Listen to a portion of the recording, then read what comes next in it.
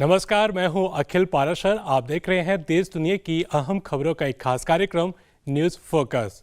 चलिए सबसे पहले नजर डालते हैं इस हफ्ते की अहम सुर्खियों पर। चीन में सबसे बड़ा आयात निर्यात मेला शुरू हुआ। चीन का हनान प्रांत बीजों में आत्मनिर्भर बनने की राह पर। क्रिकेट समेत 5 खेलों को ओलंपिक में जगह मिली। अब समाचार विस्तार से। 134वां चीन आयात और निर्यात मेला, जिसे कैंटन फेयर के नाम से जाना जाता है, नए उत्पादों और उन्नत टेक्नोलॉजी पर ध्यान देने के साथ दक्षिण चीन के क्वांगचौ शहर में शुरू हुआ। यह आयोजन 4 नवंबर तक ऑनलाइन और ऑफलाइन चलेगा, जिसमें 15.5 लाख वर्ग मीटर प्रदर्शनी हॉल में 28,500 से अधिक प्रदर्शक शामिल होंगे। उनमें से प्रमुख ब्रांड्स वाली लगभग 28,000 कंपनियां अपने निर्यात का प्रदर्शन करेंगी और 43 देशों की लगभग 650 कंपनियां आयात का प्रदर्शन करेंगी। आपको बता दें कि साल 1957 में शुरू हुआ कैंटन फेयर चीन के विदेशी व्यापार में महत्वपूर्ण भूमिका निभाता है। चीन की स्टील इंडस्ट्री इस साल की पहली 3 तिमाहियों में उच्च क्वालिटी, इको फ्रेंडली और स्मार्ट विकास पर ध्यान केंद्रित करते हुए अधिक अंतर्राष्ट्रीय स्तर पर प्रतिस्पर्धी बन गई है। आर्थिक सुधार के बीच बेहतर स्टील की बढ़ती मांग को पूरा करने के लिए इंडस्ट्री की संरचना में सुधार हुआ है। चीन का कच्चा स्टील और कच्चा लोहा उत्पादन पिछले वर्षों की तुलना में लगातार बढ़ा है। यह क्षेत्र इंटेलिजेंस और इको फ्रेंडली पर जोर देते हुए इनोवेटिव टेक्नोलॉजी में अग्रणी है। यह डाउनस्ट्रीम स्टील और नए उद्योगों का समर्थन करता है, जो चीन के विनिर्माण परिवर्तन में योगदान देता है। मध्य चीन में हनान प्रांत, जो अपने महत्वपूर्ण अनाज उत्पादन के लिए जाना जाता है, देश की विशाल आबादी को खिलाने और खाद्य सुरक्षा के लिए उनके महत्व को समझते हुए बीजों में आत्मनिर्भरता पर काम कर रहा है। सोयाबीन और मक्के की फसल पूरी होने के साथ वे गेहूं की बुआई की तैयारी कर रहे हैं। शोधकर्ता उच्च गुणवत्ता वाले बीज विकसित कर रहे हैं, जो उच्च पैदावार देने के साथ साथ बीमारियों का प्रतिरोध करते हैं। ये बीज चीन की कृषि में महत्वपूर्ण भूमिका निभाते हैं। इस समय हनान प्रांत कई बीज अनुसंधान केंद्रों और 70 से अधिक बीज कंपनियों के साथ एक कृषि केंद्र बनता जा रहा है। बीजों में आत्मनिर्भरता चीन की खाद्य सुरक्षा के लिए महत्वपूर्ण है और मांग बढ़ने पर खाद्य उत्पादन पर नियंत्रण बढ़ाने में मदद करती है। चीनी लॉजिस्टिक्स कंपनी J&T एक्सप्रेस मिस्र में पार्सल डिलीवरी सेवाओं में क्रांति ला रही है, ई-कॉमर्स क्षेत्र को बढ़ावा दे रही है और रोजगार के अवसर पैदा कर रही है। जैसे जैसे मिस्र की लॉजिस्टिक्स जरूरतें बढ़ी है, J&T ने अपनी सेवा आउटलेट का विस्तार किया है। इस कदम से न केवल डिलीवरी की गति में सुधार हुआ है, बल्कि मिस्र के युवाओं के लिए रोजगार के अवसर भी पैदा हुए हैं। पूरे मिस्र में डिलीवरी पॉइंट्स का उनका व्यापक नेटवर्क ग्राहकों के अनुभवों को बढ़ाता है और उन्हें एक्सप्रेस डिलीवरी के लिए एक पसंदीदा विकल्प बनाता है।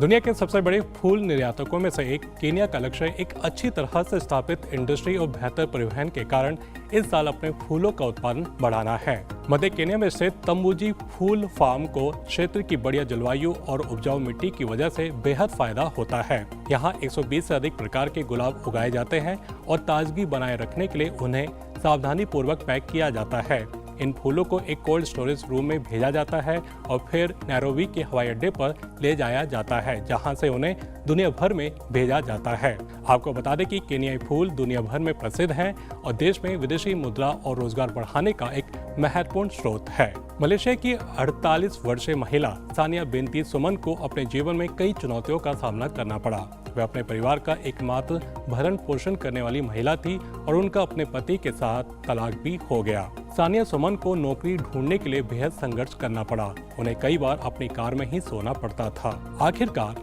उन्होंने साउथ ईस्ट एशिया की एक प्रमुख कोरियर कंपनी निंजा वैन में ट्रक ड्राइवर बनने के लिए आवेदन किया और वह उनकी पहली महिला ट्रक ड्राइवर बन गई। इस नौकरी से अब उनके जीवन में स्थिरता आ गई है। सानिया की सफलता से पता चलता है कि महिलाएं ट्रक चलाने जैसे पुरुष प्रधान उद्योग में भी सफल हो सकती हैं। क्रिकेट एक बार फिर ओलंपिक में अपनी धाक जमाने जा रहा है। 128 साल बाद इस खेल को एक बार फिर ओलंपिक में जगह मिली है। अंतर्राष्ट्रीय ओलंपिक कमेटी ने लॉस एंजलिस ओलंपिक 2028 के लिए क्रिकेट समेत 5 खेलों को शामिल किया है। साल 2028 में होने वाले लॉस एंजलिस ओलंपिक में क्रिकेट T20 प्रारूप में खेला जाएगा। इसके अलावा अंतर्राष्ट्रीय ओलंपिक समिति ने अपने 141वें सत्र में जिन अन्य खेलों को शामिल किए जाने को मंजूरी दी है, उनमें स्क्वैश, बेसबॉल, लैक्रोस और फ्लैग फुटबॉल शामिल हैं। वहीं भारतीय प्रधानमंत्री नरेंद्र मोदी ने IOC के इस ऐतिहासिक फैसले की सराहना की है। तो ये थी इस हफ्ते की अहम खबरें। अब चलते हैं हमारे एक स्पेशल सेगमेंट न्यूज स्टोरी की तरफ।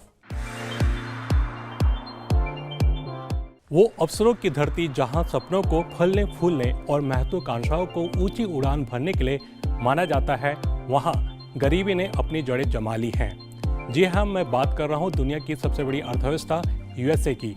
दुनिया के अनेक देशों के साथ साथ दुनिया की सबसे बड़ी अर्थव्यवस्था अमेरिका भी गरीबी की चपेट में आया हुआ है। यूएसए अपने देश में बेशुमार धन, तकनीकी प्रगति और वैश्विक प्रभाव का दावा करता है, लेकिन वो भी गरीबी और आर्थिक असमानता जैसी समस्याओं से जूझ रहा है।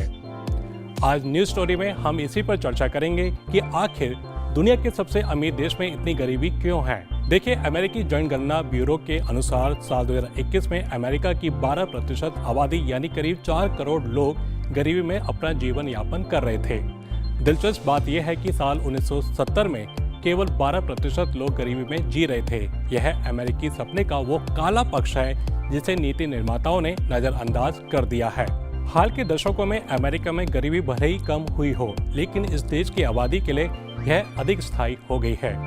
अमेरिकी जनगणना ब्यूरो द्वारा इसे डीप पॉवर्टी कहा जाता है, जबकि आम भाषा में एक्सट्रीम पॉवर्टी कहा जाता है। इन गरीबों की 48% आबादी ऐसी है जिनके पास अमेरिका की गरीबी रेखा यानी $13,590 प्रति व्यक्ति प्रति वर्ष की 50% भी नकदी नहीं है। और शास्त्रियों का मानना है कि गरीबी की जड़ें बहुत गहरी हैं, जो पीढ़ी दर पीढ़ी चलती रहती हैं। इस प्रकार यह गरीबी का एक दुष्चक्र है।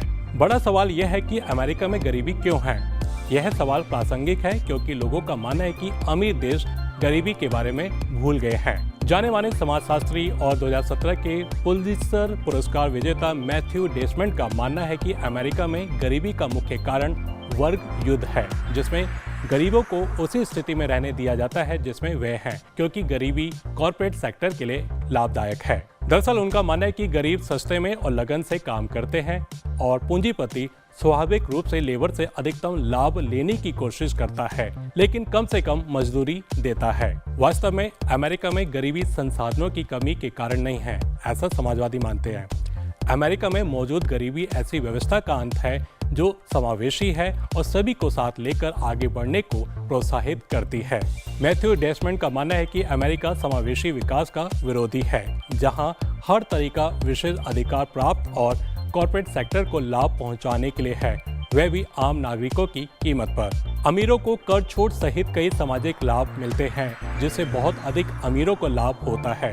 यह व्यवस्था वास्तव में वर्ग संघर्ष का कारण बनती है, क्योंकि दोनों वर्गों के बीच सामाजिक आर्थिक अंतर बढ़ता है। मैथ्यू डेसमंड अमेरिकियों को गरीबों का अनजाने दुश्मन कहते हैं। उनका कहना है कि अमेरिका में राष्ट्रीय पात्रता कार्यक्रम है, जिसके दायरे से सिर्फ गरीब ही बाहर है। साल 2020 में सार्वजनिक घर और अन्य लागतों को कम करने के लिए $53 बिलियन खर्च किए गए।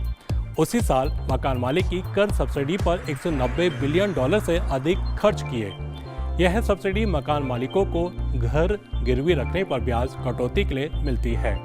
स्वाभाविक है कि इतनी बड़ी रकम गरीबी से लड़ने में बाधा बनती है। न्यूयॉर्क टाइम्स में अपने लेख में मैथ्यू डेसमंड ने लिखा, वास्तव में यूएसए में गरीबी पैदा हुई है जिसका कई लोग फायदा उठाते हैं।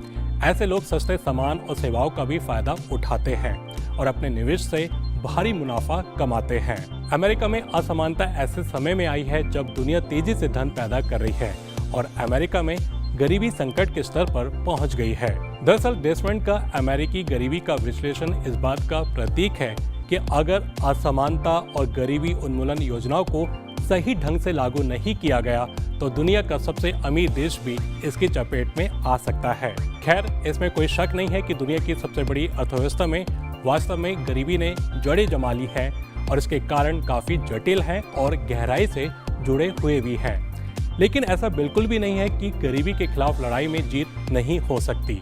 आय असमानता को एड्रेस करके, शिक्षा और स्वास्थ्य देखभाल तक पहुंच का विस्तार करके और आर्थिक समानता को प्राथमिकता देने वाले नीतिगत बदलावों की वकालत करके अमेरिका गरीबी को कम करने और अपने सभी नागरिकों के लिए एक अधिक न्यायपूर्ण और समृद्ध समाज बनाने की दिशा में काम कर सकता है।